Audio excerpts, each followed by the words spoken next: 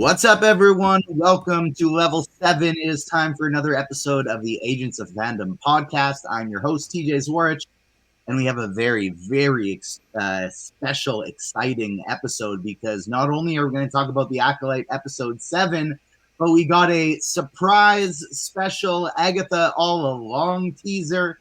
And so we're going to be breaking that down as well. To help me out for the second straight week, I got co-host of the Agents of Fandom Comic Corner podcast, Damon Gray. How you doing, Damon? Oh man, the second that Agatha trailer dropped, I messaged you and I said, man, if there's 1 week for me to come on, this is strangely in my weird wheelhouse, man, so I'm ready for it. It worked out pretty perfectly because not only do we get to have you come on for your comic knowledge for Agatha, but in addition to that, there's some High Republic teases in the latest episode of The Acolyte. And to make it line up even more perfect, I asked our guest like literally 2 months ago. I was like, hey, episode 7, how does that sound for you? And he's like, I got so many podcasts. Hit me back up a little bit. Hit me back up a little bit closer. So I message him. We make this week work. And not only do we make this week work, but we have an MCU expert helping us break down the Agatha trailer. It worked out perfectly. Dave Gonzales from the ringer.com, host of Trial by Content and so many other podcasts as well. And New York Times selling best author. Wait, New York Times best-selling author. There we go. MCU, The Reign of Marvel Studios. Dave Gonzales. How you doing, Dave? Great to be back. Not only, doing a little bit about Marvel Studios, but a longtime supporter of the dark side of the Force. Basically, grew up like we all did with the original trilogy, did some expanded universe, thought Thrawn was kind of cool, but like as soon as the prequel series started, like right around towards the end of Phantom Menace, I'm like, are the Sith right? Should you just use your power to like force the galaxy into order? So longtime dark side defender, very happy to do this very witchy week of television with you guys. I gotta say, I have never been more tempted by the dark side than I have been watching The Acolyte, because we'll get into that. We'll get into all of that later. But before we even start talking about The Acolyte or Agatha, make sure you hit the like button if you're watching us on YouTube. Subscribe, hit the notification bell. Make sure you're subscribed to the Agents of Fandom wherever you get your podcasts. And, of course, make sure you're following us on socials at Agents Fandom on TikTok and Twitter. Agents of Fandom everywhere else. Let's start out with another edition of Whatcha Watching, or especially when we bring in Damon, what you're reading, so we can mix in some comics as well. If you've been really busy and you only are watching stuff for work, that's fine. Share that. But if you got something you're doing just for your own time because you like it, that's what we're prioritizing here for Whatcha Watching. So, Damon, what you been watching? I've been on a big horror kick, as we've been talking about for the past month and change. I've been on a slasher fest, going from one slasher movie to another. I feel like I'm pretty just numb to all of it at this point, whether that's a good thing or not. And that goes into the comic scene as well, getting very excited about some books coming out in the comic space. The Summerween aspect of it all is really hitting full gear in July, so that's excellent. And it's been fun, man. It's just been, we have a lot of good stuff coming out, a lot of great things from Boom that I've just been reading, that we've been reading for the Comic Corner. And yeah, man, comics are in a good spot. Indie comics especially. Love it. I've been playing a lot of Star Wars Jedi Survivor recently. I just dove back into it to kind of prep myself, get myself back in the mood before Star Wars Outlaws, even though it'll be a totally different game. But just kind of dive back into that universe. I had a really nice day last weekend where my wife was out of town at a bachelorette party. It was my very first night alone with baby. Very first, 24 hours, just me and baby. And so she ended up just eating all night long and then fell asleep right as I finished binging season 3 of Abbott Elementary. And then she fell asleep. I fell asleep. It worked perfectly. But I spent that full time watching Abbott Elementary just while we were hanging out. And I enjoyed that show so much more ever since I have quit teaching. The pain is just nowhere near as bad. It's less real now that I'm separated from it. Dave, how about you? What you been watching? Oh boy, I mean, lots of stuff. I was tempted into watching some things for my podcast, Fighting in the War Room, where my other three co-hosts are entertainment writers, but also parents. So we were really trying to figure out the balance between going to theaters and watching things at home. So I decided, because I don't have any children, to do one of each. So I finally caught up with A Quiet Place Day One, which I liked. I've been describing it as it's much better than it has any right to be, because it is number three in the John Krasinski monster series, and I think they're really good for PG-13 movies. But the first one was clever. I didn't watch the second one, and so I was like, let's go into the third one and see what happens. And I was just very surprised that it is a Quiet Place movie in the sense that it has the same monsters, but it doesn't feel like it needs to contribute to the lore. So instead, it is allowed to be sort of a character movie. So it's much more like a Cloverfield, like we're moving across New York. Like it's not a story necessarily about an alien invasion as much as it's a story about a woman who realizes that the world is ending and she wants some pizza from Harlem, and there might not ever be pizza from Harlem if she doesn't go get it now. And I was just like, what a cool way to tell a monster story. Especially in worlds where we constantly have these franchises that are gonna, be drawing audiences for years and years. So how do you find a way to tell a new story into this? Inside the framework of that, I think A Quiet Place Day One is surprisingly more a character study in a disaster than it is a monster movie, and I really kind of enjoyed that. And then for the family members that need to stay at home and watch something there, watch Beverly Hills Cop Axel F over on Netflix, which I don't think anybody's going to call a good movie, but I did laugh in thinking about like they don't make them like this anymore. Where it's just like just let Eddie Murphy riff off of whoever's there and have a really convoluted police plot that doesn't use the internet, that doesn't use any like facial recognition. It's just like the most technologically advanced it gets is at one point they're looking for an SD card, but the SD card's also with Judge Reinholds, who's been kidnapped. So it's like all your favorites are back. It feels more like a Beverly Hills Cop movie than say like Beverly Hills Cop 3.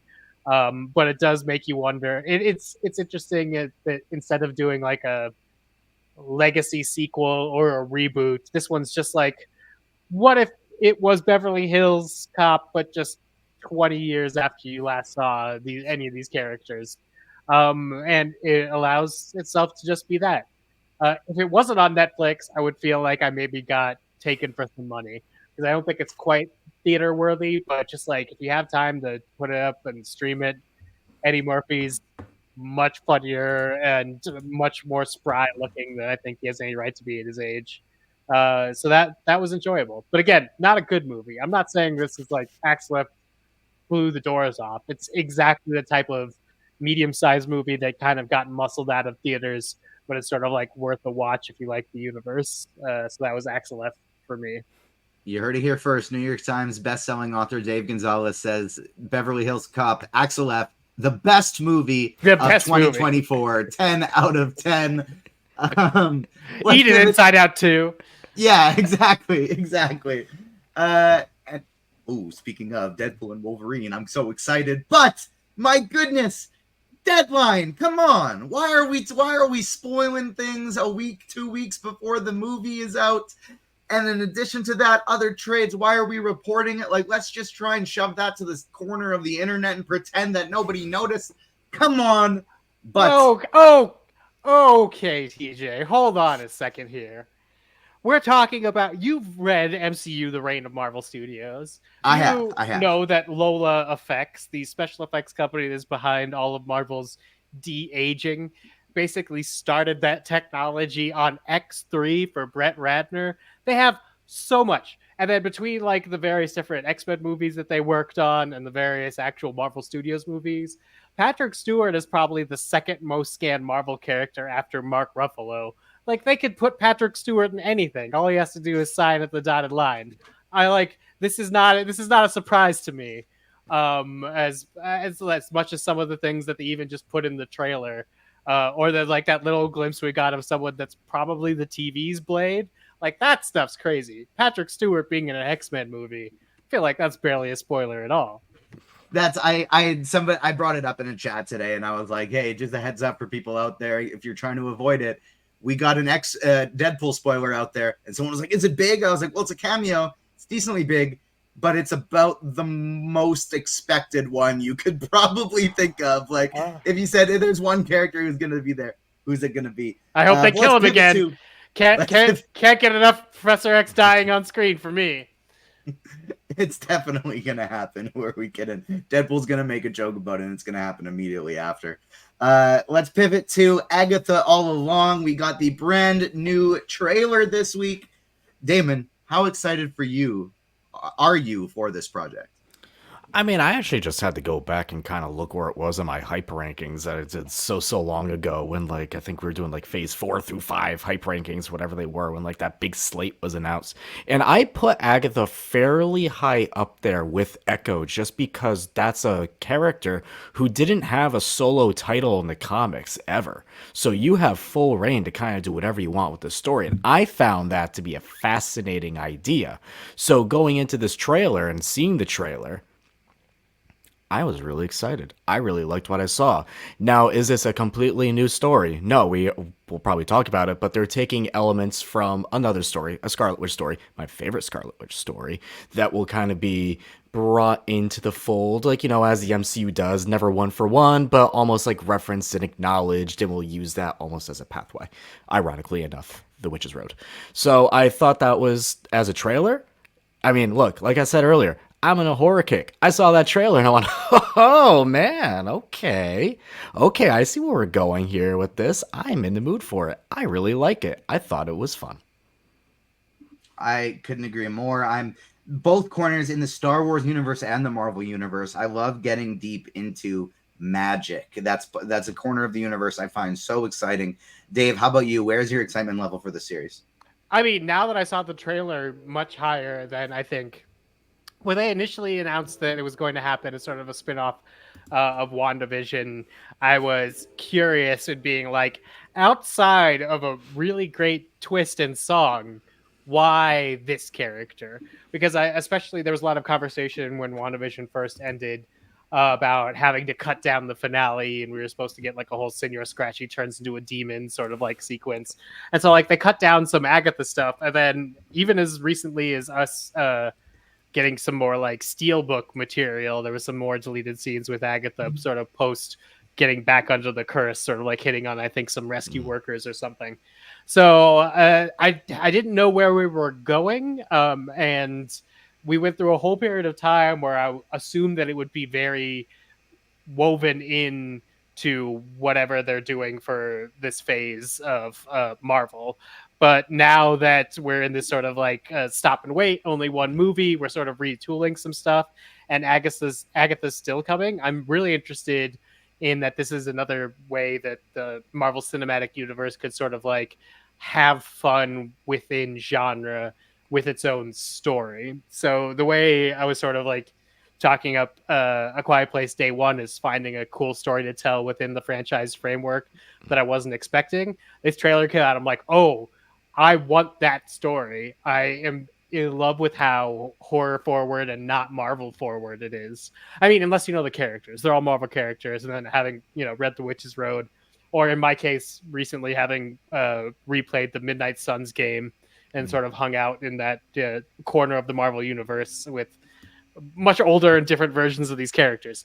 But yeah, I'm really excited now into the potential of it and what it means if we all get to come together and have fun with another one of these like Marvel spin-offs that, you know, isn't about Kang, isn't about one of the heroes you're introducing. If stuff like this could gain traction and, you know, we do move in like a Midnight Suns direction, I would be thrilled, because the Magic Corner is always one of those corners that I've been really interested in. And for a while, it looked like we were going to get stuck with whatever the Doctor Strange series version of Magic was, where I think is really capable of being so much more, depending on what story they want to tell with it. So I'm psyched. This trailer made me much more psyched. It's sort of like how I feel about Ironheart now, where it's like, I know it exists, but also in my mind, it just exists to provide a stepping stone between the death of Tony Stark and Armor Wars. So when that trailer comes out, if it's not that, I'm going to be like, oh, hey, I'm back in it again. I misestimated what Agatha was, and I couldn't be happier about it. It is interesting with that report that came out, months ago of how Marvel Studios is going to be cutting down on a lot of things, not just the amount of how often we're going to get the movies and shows, but a lot of the things that were in pre-production and production, they're not going to be going through with them. And then I got to talk to Brad Winderbaum at the start of X-Men 97, and he confirmed, Ironheart still coming, Wonder Man still coming, Agatha still coming. And so it is like, what did get dropped? That's kind of a wonder, like what aren't they going through with? But I always hear a lot of people asking, why Agatha All Along? Why this one? And I think there's, on the surface, it feels really weird. But when you look into it, WandaVision with the awards, consideration, nomination, wins, like the amount of viewership, they were going to do something with that again. Two, we got the Young Avengers coming. And so it's a time to add Billy Maximoff to that. And I think Phase 4 and the beginning of Phase 5 haven't been overly connective yet because it's kind of like a restart. We're introducing new characters. We got to build these affiliations with them before we throw them into the fire, kind of thing. But now I do think this next bit is really going to start connecting. And so when you think of it as the sense of Billy to the Young Avengers, maybe Agatha to the Midnight Suns, you kind of sparked into my head as you were talking about the Midnight Suns game, which if you haven't played it, great game, a lot of fun, check it out. And then will Wanda Maximoff come back as well? That's the next part of this. I'll kind of skip ahead in the trailer a little bit. We get a signature on Damon. We were talking pre-show. You said it looked like a coroner's tag, and it says on October 13th, W. Maximoff gets signed in there. Here's what I'm going to ask. One, is Wanda actually dead? And before we start speculating about alternative Wandas potentially appearing in this trailer and such, our Wanda, Sacred Timeline, the Scarlet Witch, is she actually dead? And will she appear in this series, Damon? Is she dead at that point in time, in my opinion?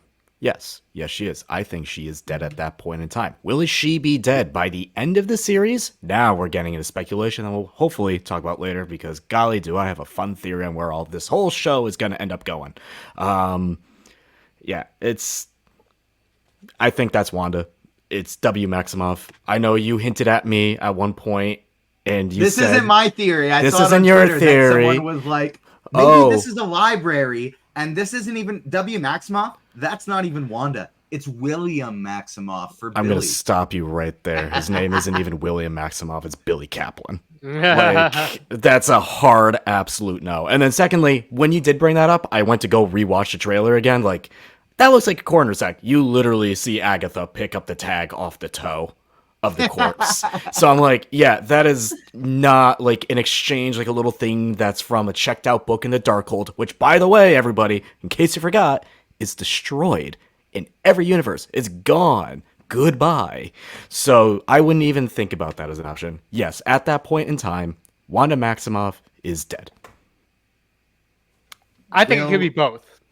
What if it's a book checkout slip, but it is a coroner tag because we're dealing with a series that's going to have a lot of possession, and we're supposed to think about bodies as things you could kind of check out and use for a while and then sort of disappear? Because I think at that point it is within the hex. So I'm expecting a lot of weird visual trickery. I'm expecting some sort of hints about what the series is going to be about in some of those things. Like, it's weird that we start off with like, we're in Mare of Easttown, because it does look like we're doing horror, and I wouldn't necessarily classify Mare of Easttown as horror, but the hex sort of being like continuing to be TV as forever, however long we're still in the hex at the beginning of this show before we transition out, I think would be super interesting. But to go back to the original question, I'm with Damon. At the end of the series, I think Wanda Maximoff will very much be here. How she comes about, and if that's either something that happens simultaneously with the end of the series or something caused by the end of the series, is sort of what I'm wondering when we get there. Will it be teased, alluded to? Will we hear her voice, or will Elizabeth Olsen be here. Do you want me to just give you my entire theory of where I think this entire show is going to go? I'm probably going to be wrong. I'm wrong a lot of the time. You know this. I was wrong about the entire plot of Doctor Strange and the Multiverse of Madness, but this is where I think this Save that one for the end. Save that one for the end. Save it for the end. Okay. We are like covering like the Witch's Road part. All right. Save it for that aspect. Okay. I will hold on to that. Dave, do you think like this beginning of, because I'm gonna be honest, I'm asking this solely for my wonderful wife Ava, who loves a cop show and loves a procedural. Doesn't love cops, but loves a cop show on TV. And she sees Agatha in her little detective outfit and goes, "Is this gonna be like a detective mystery?" Do you think that's just gonna be like the very first episode of Illusion before Aubrey Plaza snaps her out of it? I do think so in terms of TV, but I do like the idea that because this is a spin-off of WandaVision and because WandaVision was one of the Marvel shows that was allowed to sort of like each episode had its own sort of like mini theme, I would love for that to also be here for Agatha. It doesn't have to be directly part of it. Like I think it will. I think the first episode, we're definitely still in the Hex. That's been established as something that takes off of TV shows. So that being Mayor of Easttown sort of makes sense to me, but I would love for it just to also have echoes of different types of horror as we're continuing along the plot, along the Witch's Road or something. There's something that sort of looks like Disco and or Suspiria in the trailer, and why not both? There's something that looks like an 80s camp Ouija board, and you know, why not that and Friday the 13th? Like I would love for the mix to continue, but maybe not have to be as identifiable as now we're in this show or this decade of TV show. I expect that's something that maybe happens for the first episode, just in the sense that this is a spin-off series and, you know, give people that old nostalgia kick for remember how WandaVision, how you like this. But I expect by the end of the second episode for it to sort of step out and be its own thing. I just hope it's still influenced by visually by all these history of horror movies. Well, sorry. We got Aubrey Plaza here playing, I think, unless I've missed a report, kind of still a somewhat mysterious character. We have Lilia, is what the subtitles say in, or unless I'm pronouncing that wrong, for one of the characters going, why would any witch in their right mind want to join Agatha Harkness's coven? Outside of the obvious Joe Locke as mysterious teen, aka obviously Billy Maximoff,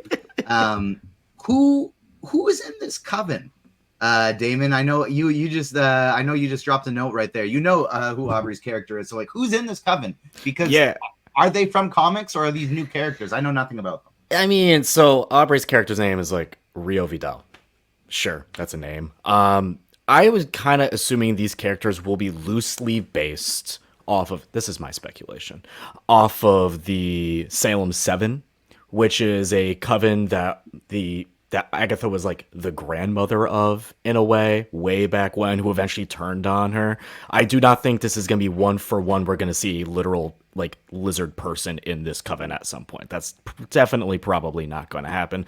But from a theoretical looking at it, it's like, oh yeah, this is kind of like the MCU's version of the Salem 7. That's what I'm getting at with this. I think that makes a lot of sense. Dave, what do you think? I'm trying to tread carefully here. I think that Damon's 80% correct. And then the other 20%, he's right, but in name only.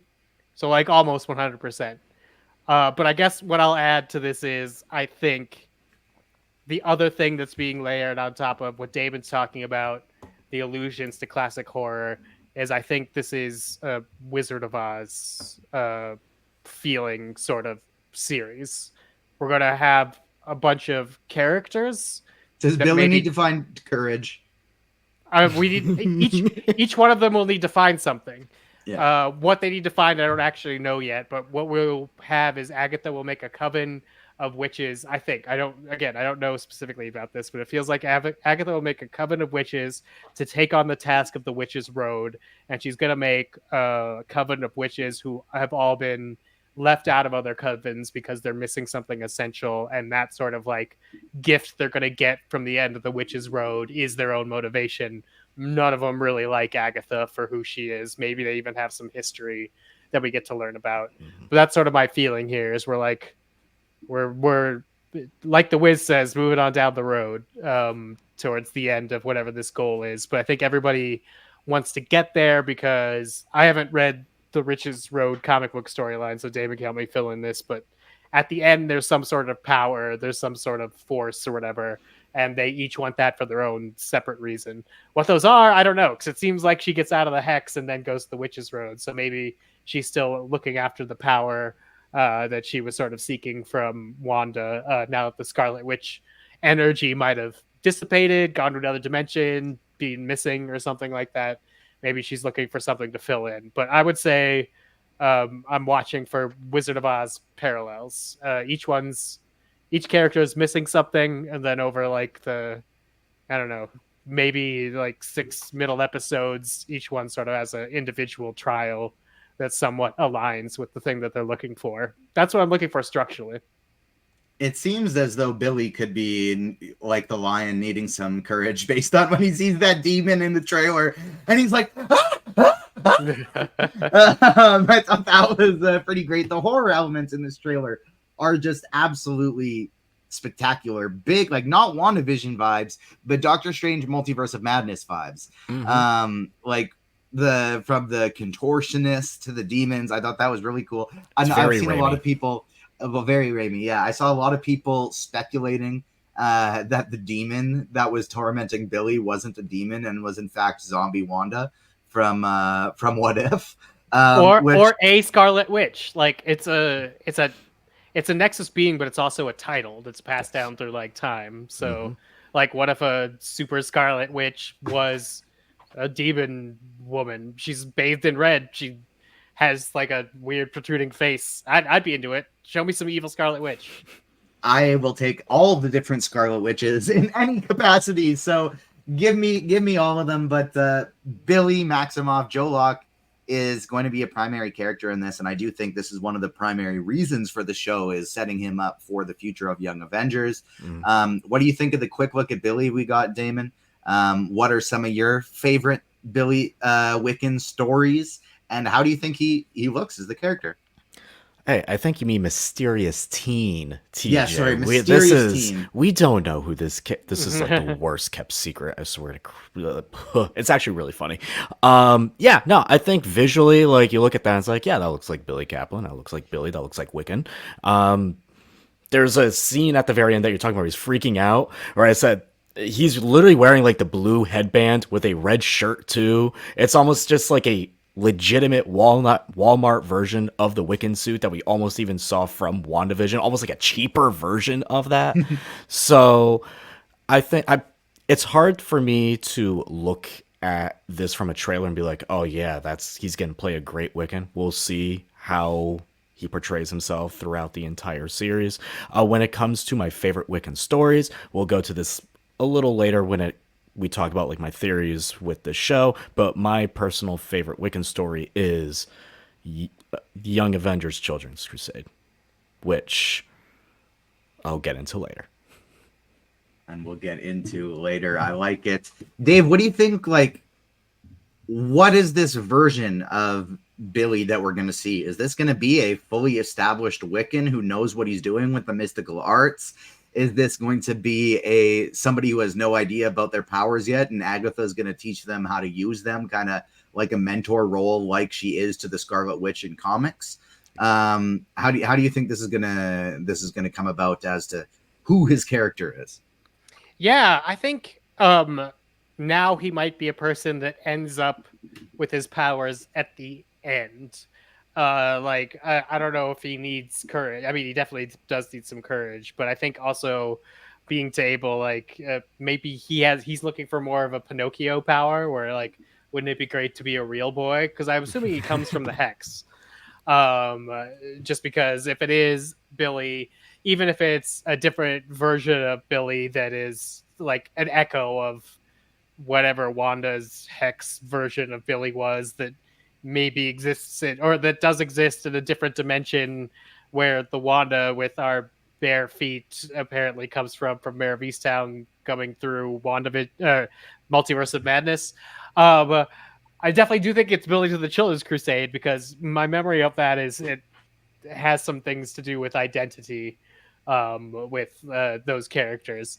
So I think maybe if this is the Billy that we think it is, this series could be about making him Wiccan.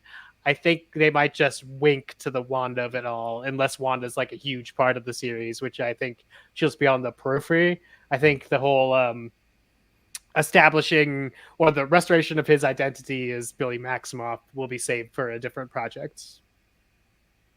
I think that makes a lot of sense. I'm excited to see whichever route they take with this character, because I haven't read a lot of his comics, but I like the idea of the character, and Wanda's one of my favorite characters, and so I'm looking forward to learning more about him and having him develop into Wiccan, having him become part of that Young Avenger team. I kind of accidentally skipped past the dead body we see Agatha investigating at the beginning of it.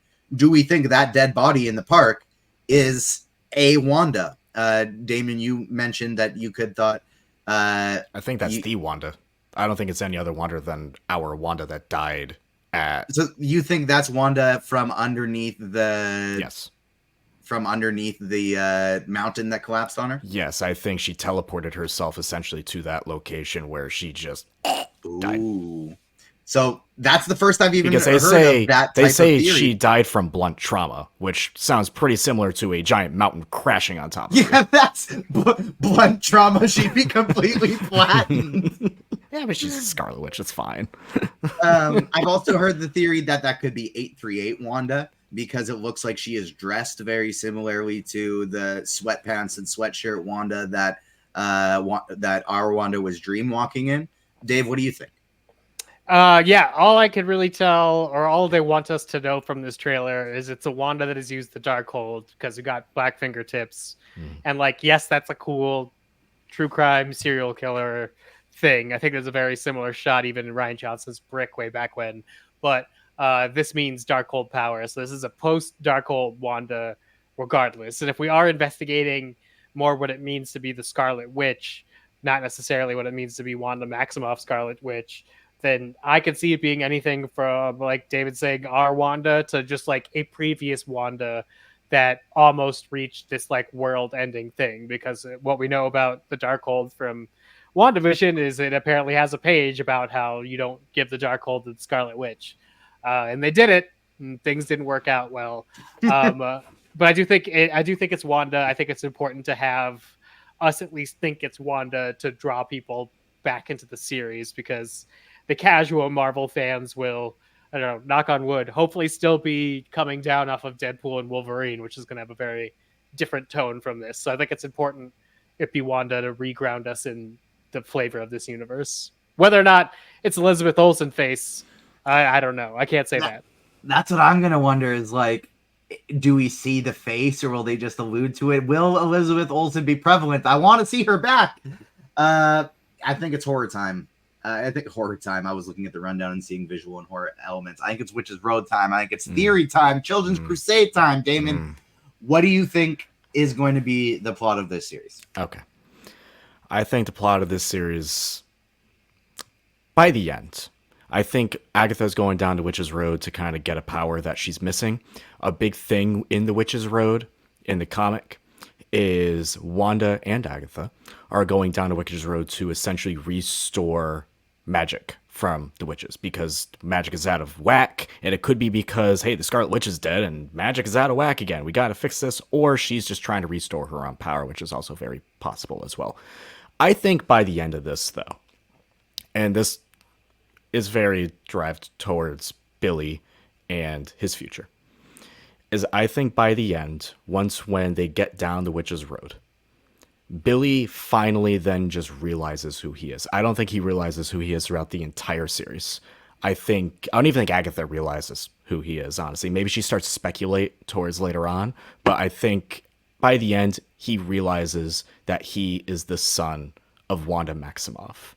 And maybe when they go down the Witch's Road and they restore whatever, they fix the problem, that then releases the spirit of the Scarlet Witch, of Wanda Maximoff, back into our world. And she is out and about, but has no idea who she is. Just like the start of Children's Crusade.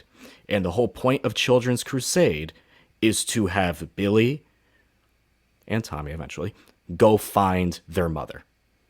There is no better point to have a Young Avengers story. And yes, I am kind of using this show as a tie-in to Young Avengers because that's how I look at things. There is no better way to introduce the Young Avengers and no better story for the Young Avengers to be introduced to than Children's Crusade, because I don't see them telling a Kang story kind of like their first story in the comics. I just don't see them doing that. I do not see them telling the crazy story that they had in their second volume. The third one, Children's Crusade, is a story, and that's where you bring everyone together. You could have Billy go to like Miss Marvel, come on and be like, I'm looking for my mom. Do you think you could help me? And we get the whole gang together, and then boom, they go. And then they find out, oh my God, your mom's Scarlet Witch. Ah. I think that's where this is And then going. they recruit America Chavez, and she goes, we're trying to find the one who was trying to kill me. Ah, exactly. So it's like bing, bang, boom. You know, you can start to tie things together. That's where I think things are going by the end of it. Yeah, maybe potentially by the end, Agatha can start to lead or start to create some little dark organization. You never know what she's going on with. She could be a little sneaky. She has her own intentions. But Witch's Road in the Children's Crusade to me is the direction of where I expect this to go. I've been wrong about things before. I thought Multiverse of Madness was going to be a whole nightmare movie. I really did. We had a whole episode on it. That's because it was at one point. Very true. It didn't happen. But that's what I'm really thinking. We go Witch's Road, Children's Crusade. It just makes perfect sense. Dave, what do you think about the theory? And specifically, do you think Billy will know he's Wanda's son throughout this throughout this series? Because that's another thing I was wondering was, do we think Wanda will get released by the end kind of accidental? Or is Billy going to be driving this Coven of Witches to help him release her for some specific reason? So the description that we got with the trailer of the series is that Agatha All Along, the infamous Agatha Harkness, finds herself down and out of power after a suspicious goth teen helps her break free from a distorted spell. Her interest is piqued when he begs her to take him on the legendary Witch's Road, a magical gauntlet of trials that, if survived, rewards a witch with what they're missing. Together, Agatha and this mysterious teen pull together a desperate coven and set off down the road. Those three downs, that's me doing the whiz. That's where I think it's coming from. But that's also where there's something they're missing from. And I think like he gets Agatha to go down the road to maybe restore her power or to give her her own power that she doesn't have to like suck from other witches, which we saw her do, something like that. But ultimately, at the end of the road, what Agatha is missing is Wanda. So she comes back because Agatha succeeds. And that's also why Billy doesn't know who his mother is, because the version of Billy that's stuck in the distorted spell is living in a world where Wanda's dead. So that's not his mother until his mother is willed back into existence at the end of this series. So this series is about bringing Wanda back from whatever, and it's the accidental thing that Agatha needs is like this counterpoint, or that Magic needs a Scarlet Witch for some reason. So they're gonna go down the road thinking they're going for something, and much like Wizard of Oz, you've had the power all along. We're gonna bring back the Red Witch, and that's where Agatha ends. But I do think like what Billy would be looking for is his powers. He wants to be Wiccan. Maybe he remembers that he had them as a kid. I don't know. That seems weird because then he's going to remember his mom. But I think like at the end, yes, I do think we're going to Children's Crusade. I think we're going to deal with the identity there. But I like the idea that Agatha All Along is sort of like in a sort of funny bad pitch in a writer's room, but might end up being true. At the end, it's Wanda all along. That's the ending of Agatha All Along. Is like it is. You thought you were going to restore your powers, but you just restored Wanda. So like that's you have to go get your powers from Wanda again, because what you actually need is this magical counterpoint. And I think that sort of fits with. There's been some rumors that Aubrey Plaza's Rio character is like an ex-lover of Agatha Harkness. So this whole idea of like magic needing this other magical counterpoint, I think would be very interesting. So I think Agatha All Along is what David's saying, but I think the twist of it is they restore Wanda Maximoff to as a Nexus being at the end through the power of magic, through the Witch's Road. Speaking of traveling through different places throughout magic, you know, whether they're going to different universes, whether they're going to different dimensions, do you think what is more likely? Doctor Strange and Clea pop up in Deadpool and Wolverine, or Doctor Strange and Clea pop up in Agatha All Along? What do you think, Damon? Deadpool and Wolverine. Dave? Yeah, I think Deadpool and Wolverine. I am looking for more magical things here. Like, show me a background man thing or something. Like, I don't know if I necessarily want. Again, I think that the Doctor Strange version of magic is interesting, but I also think it's ultimately limiting.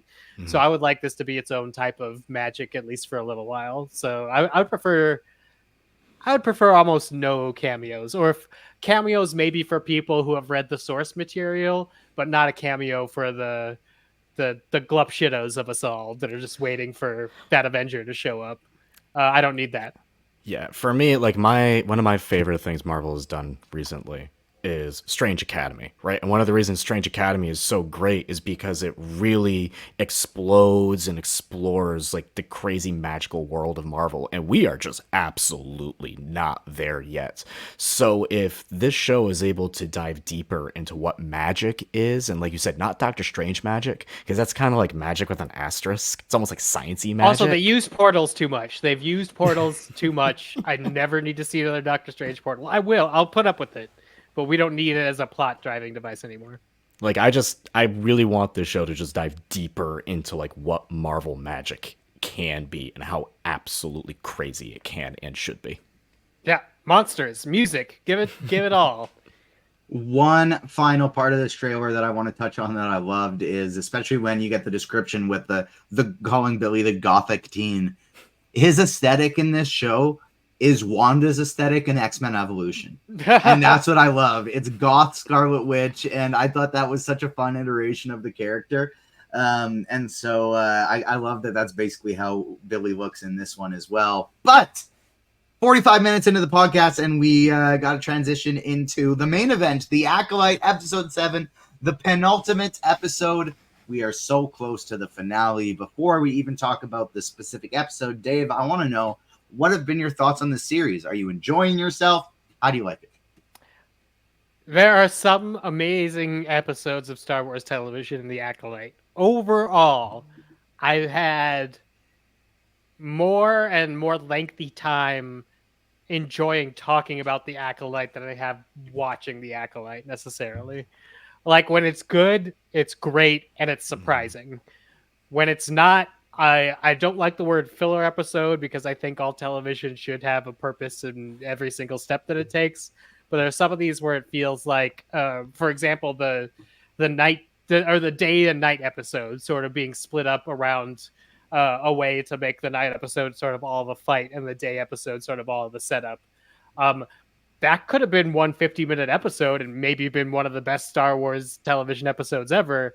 But they split it, and I think it sort of like takes some power away from that. I like the idea that we're sort of dealing with in this episode of like a Rashomon, we get to revisit the events from a different perspective. But I think to actually do a Rashomon, there has to be slightly more difference here. I think some of this episode sort of played as we just saw the same thing again, which is not technically a Rashomon. That's just editing. They just edited the backstory into two different episodes. So I see what they're doing, and I want to applaud that. And I'm, there within 3 minutes of it dropping on Disney Plus. I'm definitely on board for The Acolyte. But that being said, a lot of its ideas are more interesting. And a lot of times I'll watch an episode and be like, meh, and then I'll read a Leslie Headland interview about what that episode was actually about. And I'll be like, oh my God, that's actually really cool.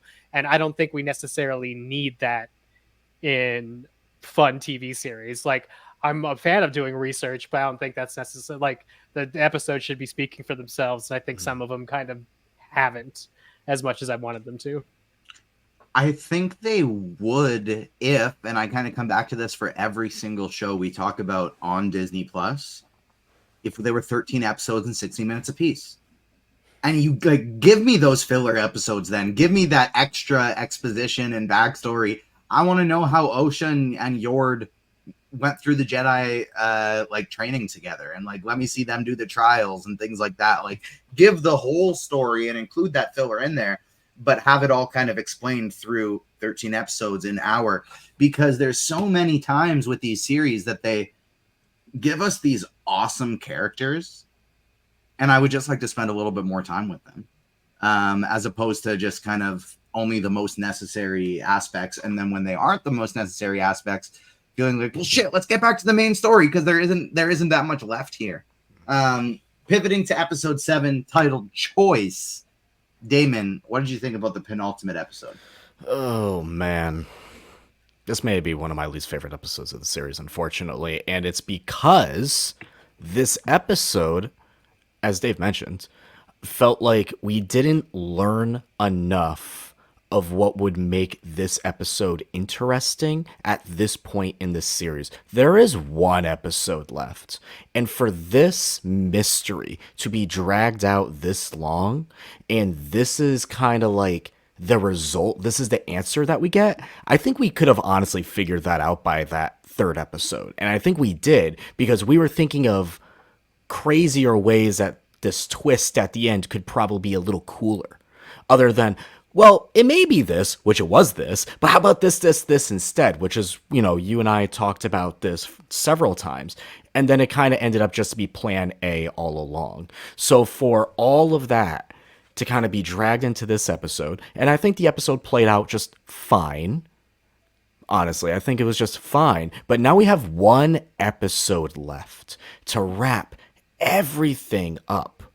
And we even mentioned it before recording. Well, if it's a long episode, we know it's not going to be a long episode. We can't say if it's going to be, we know it's not. So it's going to be very challenging for them to wrap up all, to me, the intriguing points of the show, which have to do with Chimera, honestly, in 35 minutes.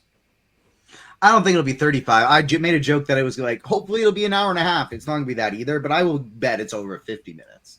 Has anything been over 50 minutes so far? It has a television problem, which is you're like, it has so much stuff to deal with, it doesn't have time to deal with all of it, which I agree, which means I don't know what this season's about. Like, they were like, here's a Sith show. It's not. I mean, not that I know, unless that's the twist at the end of the thing, in which case, if the twist at the end of the Acolyte is this was a Sith show, I'm like, well, that's how it was pitched to me. So I don't think we had like this whole mystery thing.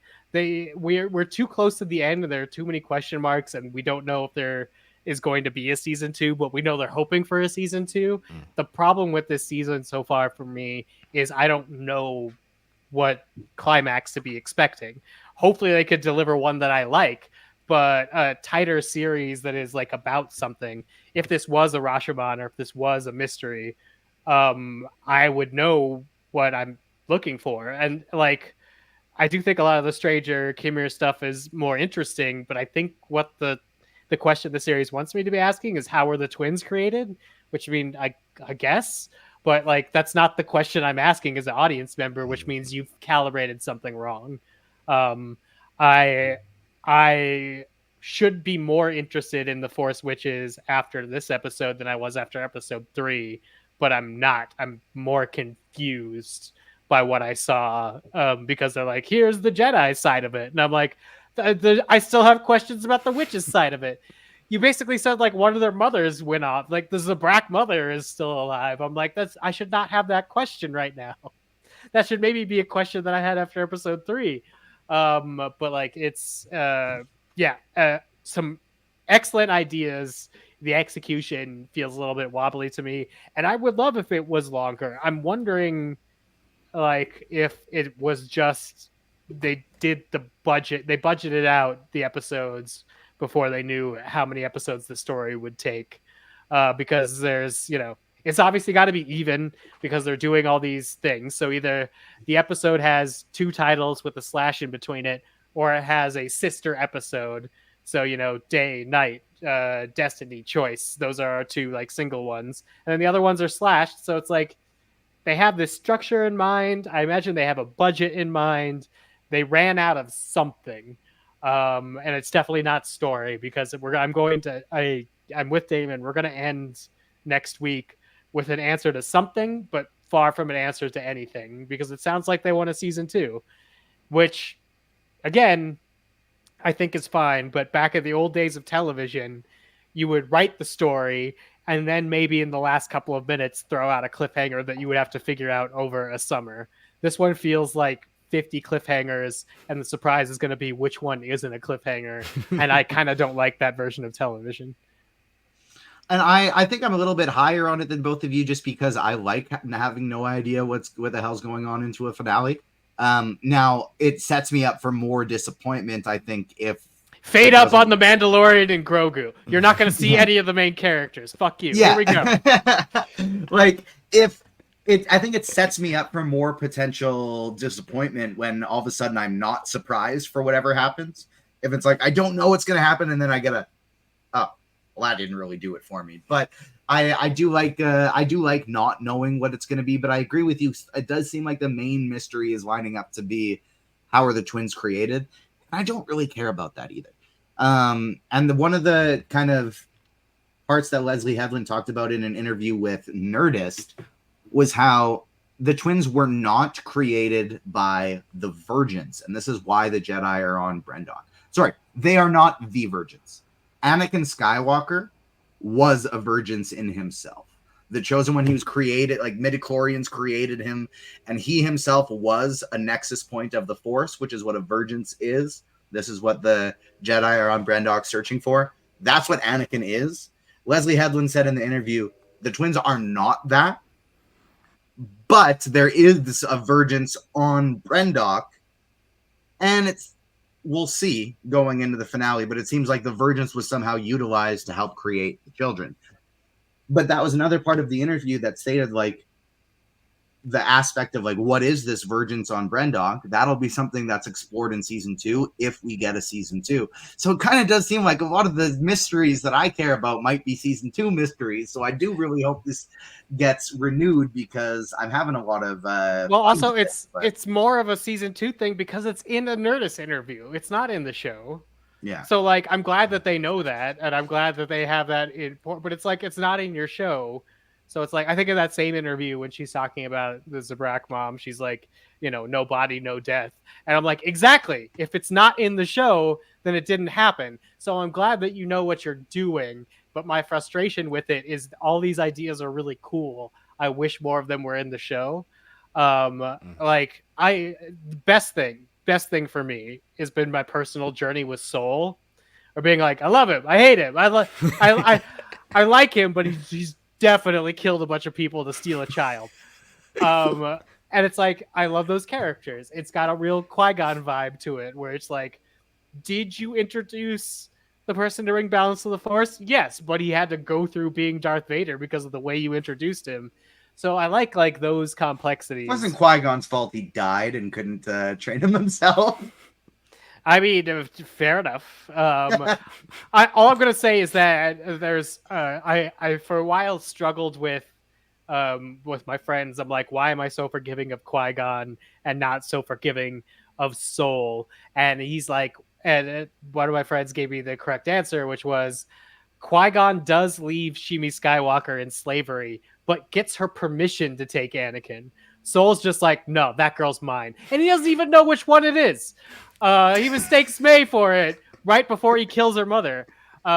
Which also in that interview with Nerdist, Leslie Headland's like, Jackie says it's beautiful to see something become the Force. And I think that's what the mother was doing. I'm like, she was killing herself and one of the twins? That's what was happening? Because if that's what was happening, then I'm suddenly on the side of Soul stabbing the Mist. But it's like, that's not in the show. So I'm very, very confused about what I just saw. It looks like my dude saw two twins, was like, I like one of them. And then later in the episode was like, well, I'll let her drop. I don't like that one. And it's just like I've seen so many, and then also to have it in the High Republic, have an episode in the episode of the High Republic like this. There's a great hyperspace disaster that destroyed this planet that made it infertile, and I'm like, the whole conclusion of that great hyperspace disaster is the Jedi, when are together, are capable of holding back wreckage from space, like all together. And I'm like, and Soul can't hold up 2 children over a gap. Like, fuck this internal logic. I get it, but it's just like a little bit too sloppy for me. And again, I don't want to say like there's a whole bunch of bad faith people being like the Acolyte shit. These aren't shit. This is good television shows have these problems. But it's the forefront every other episode. There's an episode that's so good, I forgive everything, and then there's an episode that isn't exciting enough, and all of a sudden I'm seeing the flaws in it. That imbalance is something that I don't want to see in a Star Wars show. It's so few episodes. Like you were saying, TJ, if we had like 20 of these, yeah, give me some shit ones. I'm fine with that. But we don't. We have so few, and like it's. I could have told you after watching episode 5, the stranger / Kamir is the one who pops. But what this episode seemed to be like is maybe they didn't know that while they were writing it, while they were shooting it. It's just very odd to me. Yeah, there's a few things with the Soul that I want to touch on a little bit kind of later when we get back towards the end, because I think a lot of the almost storytelling imbalances with him specifically have to do with his own imbalance with the Force. Yeah. But again, if that's more explained and shown in the show and over more episodes and more time to go through it, I think that's more evident and less speculatory. I think we're ultimately going to have to be okay with him, because I think this is all going to be blamed on him next week. Mm-hmm. So that makes me feel even worse for him. And you know, this episode, I guess, took some steps into making me realize that he's like a flawed individual. But like, I don't know if this episode did the thing where I'm just like, oh yeah, so the Jedi thought they were doing good things too. I'm like, the Jedi still said all the things, which is basically like, you can't train your own children. And I'm like, I don't, yeah. I guess to go with what David was talking about, I don't know what we learned in this episode that we didn't figure out after episode 3. It confirmed things more than it introduced new ideas. Or we got to see Kelnaka fight, which I guess was pretty cool. That was really fucking cool. But Damon, what was this hyperspace disaster 100 years ago? For those of us who don't read the High Republic. Woo! That's like the whole thing where it all started. Long story short, I say this like almost like every week since we talked about this show. Space bus, hyperspace, goes boom. Pieces of space bus go all across the galaxy, and the Jedi have to stop said pieces from crashing into planets. They are mostly successful. In some cases, they are not, and sometimes they hit a planet, and planet goes dead.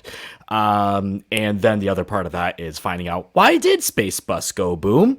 And that's essentially where the entire saga goes from there. But it is cool that we got to see a little bit of a snippet, just a little bit of a nod and recognition to the very first book of the High Republic. So they said that, and it did, you know, the Leo DiCaprio, the little whistle point thing, you did that. It's like, there it is, they did a thing, and then we moved on from there.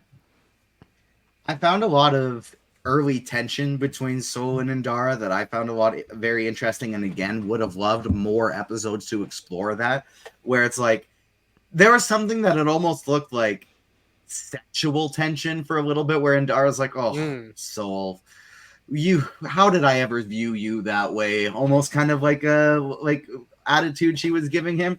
But then when she says like, this is why I have a Padawan and you don't, when they're going back and forth to teaching styles, Soul is very rash at this point. He's young, and we see specifically when we'll touch on this more later, but he pulls his lightsaber out to stab Mother Anastasia. I think we see, since this is in the past episode, all of his reluctance to fight with the lightsaber and the way he's just kind of always keeping it sheathed until the last second. I think that probably has a lot to do with the trauma from what he went through in this episode. But we'll come back to that after, because the biggest thing to me that I see is the Jedi being guided by fear. the Jedi being guided by arrogance and the Jedi being guided by anxiety. For Soul, it's the fear and the arrogance of, oh, these, like, it just, especially, like, you know, living in a country where not even that long ago, 50 years ago, children were taken from their homes from indigenous families and given to white families because the government thought the white families were more fit to raise these kids. Just terrible stuff from the big and powerful institutional body, and that really feels like what the Jedi are doing here. Ooh, look at these witches with how they're talking about the Force. We gotta take them away. I will. Soul basically says, like, I will raise this kid better than they will. That's why I gotta take her. It's just colonialist bullshit is really all it is on behalf of the Jedi there. And one of the things I thought was so interesting is we don't see Osha's test this episode. We see May's. And I'm with you guys 100%. There's too much of just the same thing where it's like, ooh, look, there's a different character here in the background and you didn't notice him before. But the one part I did like is we get to see May's entire test. And as a former teacher, there's one of those things that I found super interesting was, now, I don't want this to be taken the wrong way of like, you can't believe anything children say. It's just bullshit all the time, because no, if children are trying to talk about traumatic experiences that happen to them, kids knows what's right, what feels right, what feels wrong. And if they say, hey, this bad thing happened to me, you gotta believe them. But the part that I find here is very interesting is when May was not trying to speak of a traumatic experience. She was talking about the ascension, which for her was exciting. This is what she believed she was meant to do. She wanted to do. And they ask her what the ascension is. And she recounts Mother Anastaea's words as, hold on, I got it some here in my notes and I can't find it. But essentially she misuses, she says, we must all walk through fear and sacrifice ourselves for destiny. That's what May says. And if you recall, when Mother Anastasia was teaching them about the ascension, this is when May and Osha are pushing each other. They're not listening. They're in full ADHD mode, and they're just like pushing each other around like twins do, and they are not paying attention. And so she misrepresents it as something far darker than what Mother Anastasia said, which was, must all walk through the fear together. It's not as scary it's scary when you're alone, but when we're together, we can get through this fear and sacrifice a piece of ourselves for the whole, for the group. And that was what she was trying to instill, not we must all walk through fear and darkness, sacrifice yourself for destiny. No, nothing like that. Now, I'm not saying the stuff the witches were saying was good and the Jedi was bad. I don't know. I think it's all very gray, which makes this, which is a part of the series that is very interesting. But the Jedi take the words of a kid taken entirely out of context. Why? Because they weren't paying attention in school. So they go home and tell their parents something they learned in school. The parents go, what? What was your teacher saying? No, that's not what the teacher was actually saying. Your kid wasn't paying attention. But I found that very interesting. And despite, we've seen so many cool stories where it's like Ahsoka, Obi-Wan, and Anakin are sitting there in the Clone Wars and they're like, this is the right thing to do. But the council won't let us do it. So Ahsoka goes and does it anyway. This is the opposite, where the council is saying, don't take these fucking kids from their family. Don't do it. Let's leave them there. We don't want to disrupt this coven. Look from afar. You're not to disrupt them. You're looking for a virgins on this planet. Go back to collecting moss, carrying moss, carry-on moss. Funny memes. But go back to collecting whatever it is on the planet you're looking for and leave this damn coven alone. And Soul, with the arrogance and the fear of, oh no, what's going to happen to these kids? But it's mostly the arrogance. And then on Torben's side of things, it's the anxiety. We see Mother Anastasia control his mind. And that was the part that one of my favorites, where we actually got to see the inside of what was happening to Torben while his eyes went all black. More of that. More same thing that happened in this last episode, but we're seeing a totally different angle. She just ramps up the anxiety. And as somebody who has multiple times traveled to do this really cool shit, and not that they were doing really cool shit, but just I'm sure he thought he was going on a Jedi mission and was really excited about it at the beginning, and then just get nailed with this travel anxiety of I need to get home, I need to get home. Nothing is more important than me getting back into my home where it's safe. I get the anxiety a little bit. Then you throw the witches' darkness on them. I don't really blame Torben for his actions here. This man was a Padawan and he was not in control of himself. Damon, what did you think of the whole getting to see that aspect of Torben, and also how much blame are you imparting on him with the whole debacle? I mean, it's all his fault. It was all his actions that started it, but was it his fault that he was doing them? Yeah. I mean, it is. Like, if somebody drugs you and if somebody else drugs you, you didn't ingest the drugs on your own volition. Somebody else drugs you and you do something stupid. How much is it your fault? Look, he ran off, like, without listening to his master. And that then caused Soul to follow him. And then Indar and Kalnaka looking, it's like, god damn it, what's about to happen now? And that one action of speeding off without hesitation and just doing without thinking about it is what caused all of this to happen. That's where his guilt and his little levitating in silence and everything came from, was because he didn't think this through. He went off of an immediate want and need to get off the planet. That's all he wanted to do, was go home. All he wanted to do was go home. So he did what he really just craved, and it led to the death of this entire coven. Dave, what do you think? Was this his own craving, his own decision, or was he being pushed by the dark magic in his brain? I'm fine with him having guilt, but there's a bunch of things that you could point out as maybe the thing that led him there. You said earlier that Indara was talking to Soul about this is why you don't have a Padawan. Weird thing to say to him when a second later he's gonna see a strange girl and be like, I need her to be my Padawan. She is telling Torben this entire time oh, we're here for virgins. They've been there for 6 weeks. She let him collect moss for 6 weeks, and he's supposed to what? Find the answer as to why on his own? Inform your Padawan a little bit better. Maybe if he knew the importance of why he was there. Yes, it sucks that he's a teenager and he's, it's been one too many weeks at summer camp.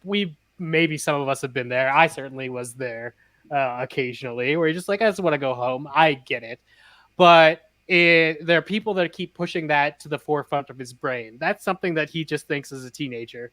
She doesn't tell him. He realizes there's suddenly a purpose. So when he sees that purpose for them being here, when he gets on the speeder, he's like, we found the virgins, so this is our ticket home. But also, the mother's not completely blameless here, because he took a side thought. He's complaining to his master, oh, I want to go home. When she possesses him, she moves that from a thing at the back of his mind to a thing at the forefront of his mind. So I do think it's part of what you're saying. It's there might be some magical influence pushing this to the forefront of his mind. But ultimately, Damon's right, because the episode's title is Choice. If the episode's title was Destiny, TJ, I'd be on your side. But I think if it's Choice, I think all of these people made bad choices. That's the point of the episode. Bad choices, ill-informed choices, impatient choices. Yeah, I think that is a very rash choices. I think that is a very, very good point. Before we move on from Torben, though, I want to shout out his lightsaber skills. Who went to the Hayden Christensen Academy of Twirling and Deflecting Blasters. Very, very impressive. Now it's back to the Soul time. That's one of your biggest criticisms, Damon, that we talked about before. Is why is Soul so obsessed with Osha? I don't know. You tell me. I don't know. I was giving you your soapbox so you can complain. That's part of the problem. Is I don't know why. He just saw Osha and looked at man. He's like, no, that one. Well, why, Soul? Why that one? We don't say. For the whole episode, and everything that's happened is just because of that one little gut feeling, whether it's in his head or it's that one. From just that one. That's where all of this started from. I think it really just stems from the arrogance, and it feels weird saying a character from as Soul, but because he is not a white person. But to me, the Jedi Order just screams white savior in these situations, right? Of I need to save this kid. This one's better. May, she doesn't want to be part of us. So this is the one that's the problem child. I want the one that wants to leave. May is just like the rest of the witches. I need to take this one who's not like the rest of the witches. I just needed more. I mean, look, maybe that's my immediate illiteracy, at least in this moment, because maybe he's kind of implying that where he sees May being a little dark with the Force and Osha's telling him to stop, right? So he's like, oh, I see compassion in that one. That's almost what you're supposed to feel in that moment. But I just still want to know a little bit more. Is there a secondary reason why Soul is connecting just more with Osha? That was where for a while we were like, oh, maybe does Soul have like had a sibling in his past and he like relates to that aspect of it a little bit more. I almost just needed like a secondary meaning to bump up other than just, yeah, this one seems cool. Maybe Soul wants Osha for the same reason that Chimere wants Osha, and that's because she's some kind of secret key, and Soul is the Sith Lord and Chimere's former master. That would be interesting. Yeah, I mean, there's a way that makes me feel okay, even though, again, I would like for it to be in the show, so I don't have to come up with this on my own. But they do say like their midichlorians, their symbiotes are exactly the same. So if they've been one force being that's been split into light into dark, it would make sense to me that he's like, there's the powerful light one, and then also because that's his stupid there's good and bad Jedi version of seeing things. That's also why he confuses May for Osha later on in the thing, is because he just sees the force power and he's just like, oh, there's good one and she's there, therefore that must be Osha. He doesn't realize that they both have good and bad in them. It's about training, it's about choice. So I want to say that he could just feel the important forciness about them. I want to assume that he doesn't just, every planet he goes to that has children about it, is like, there's my Padawan. Yeah, exactly.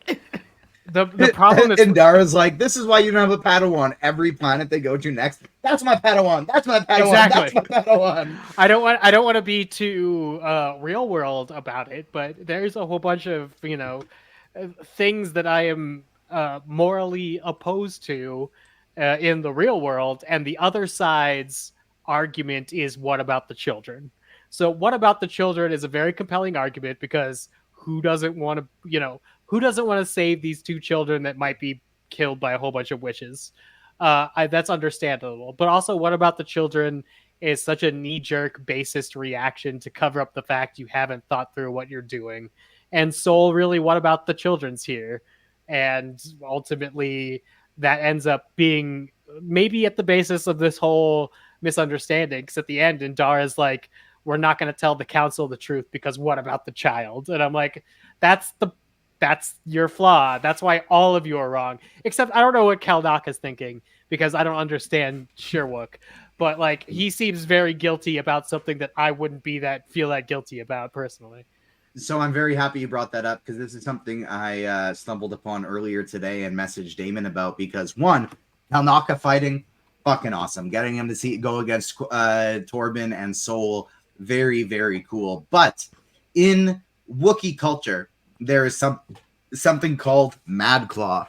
Mad Claw was a term used by the Wookiees of Kashyyyk to mark a dishonored member of their community. Wookiee culture placed a high value on the use of their claws for peaceful, productive reasons only.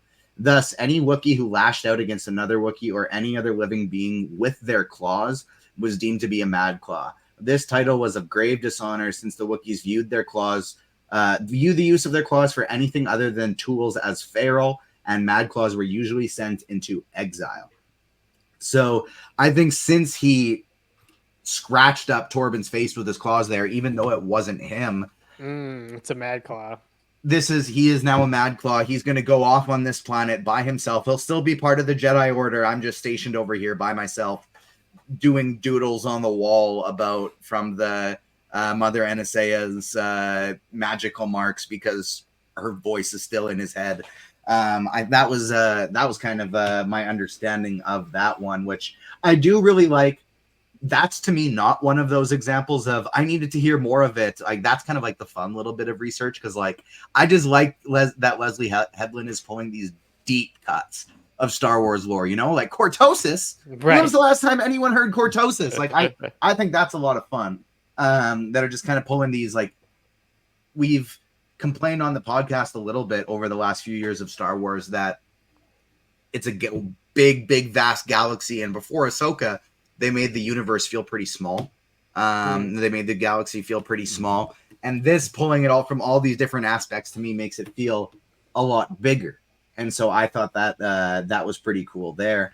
A lot of this, the choices to me, that really comes down to fear, uncertainty, and just being in over their heads as to, like, the Jedi Council was actually right this time, which is so wild to me. I'm not used to saying that, but the Jedi Council were right. They shouldn't have gone in there.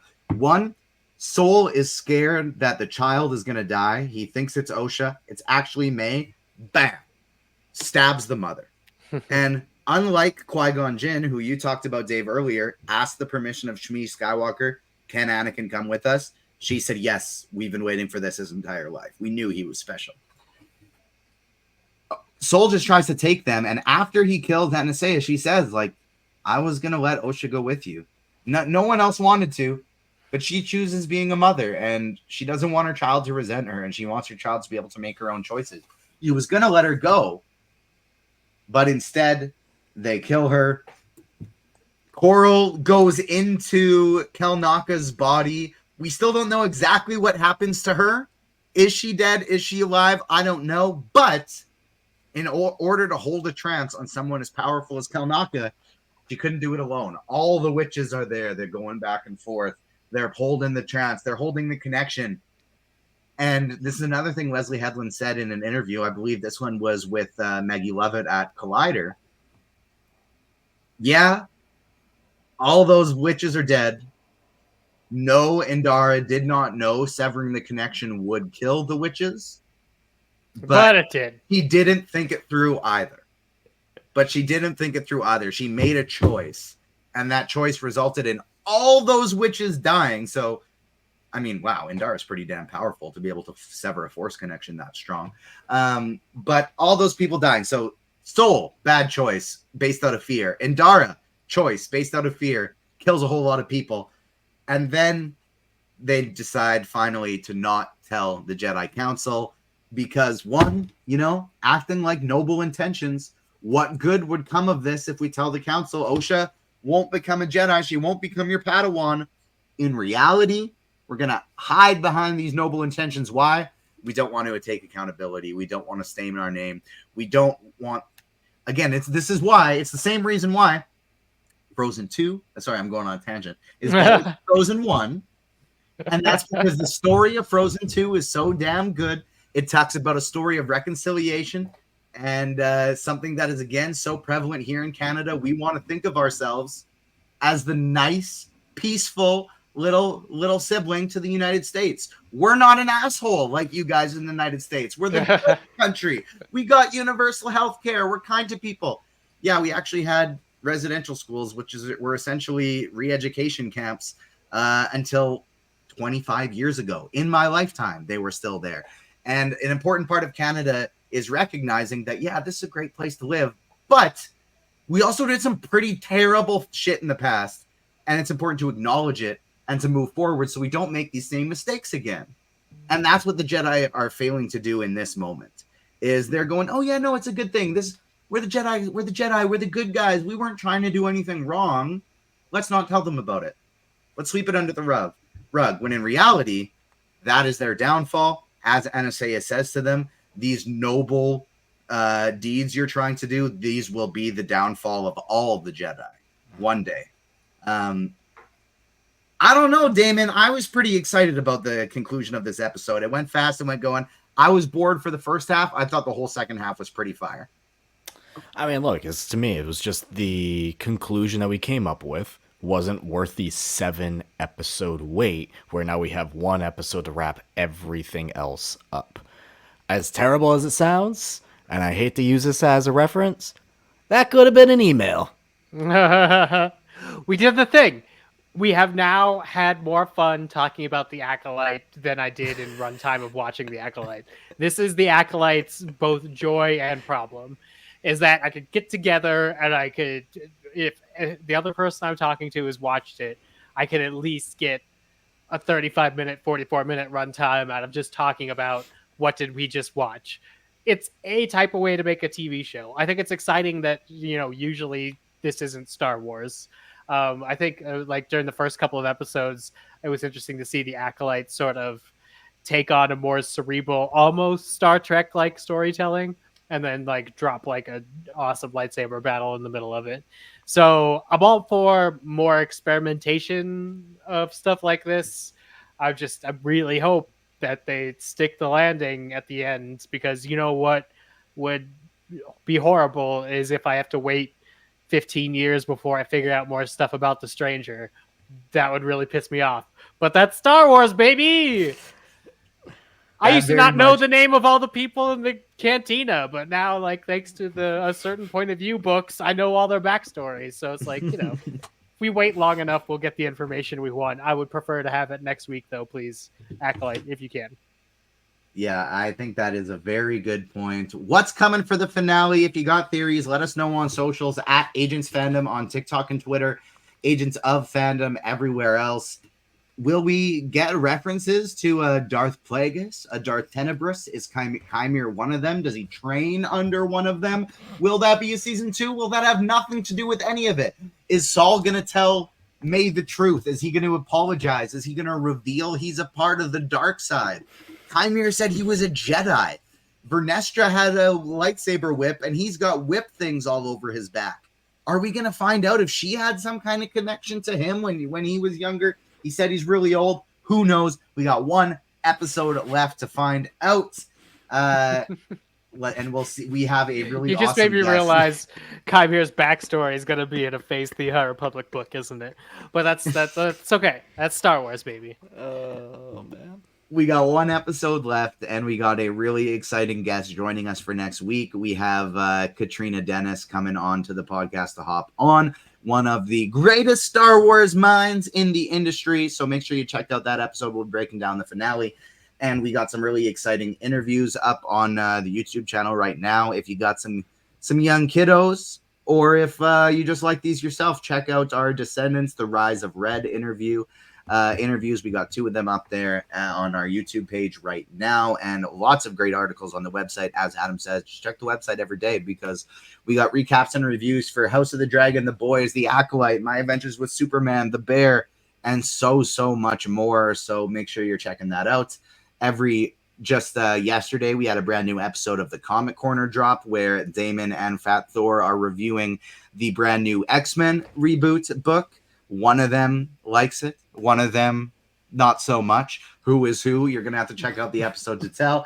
And you should also check out the Council of Fire as well, dropping every Monday with Fat Thor and Listen 3000 on the Agents of Fandom podcast feed, breaking down each and every episode of House of the Dragon.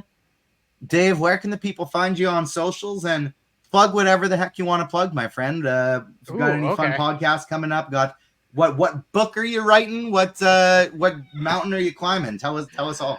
So you can follow me on Twitter, Blue Sky, Letterboxd at DA7E. You could hear me on the Fighting in the War Room podcast, where we talk about just pop culture stuff. The Trial by Concept podcast on the Ringer Network is covering House of the Dragon, while House of the Dragon is airing on a Patreon podcast called Dave and Neil's Pop Culture Adventure at patreon.com/DA7E. And Neil spelled the traditional way.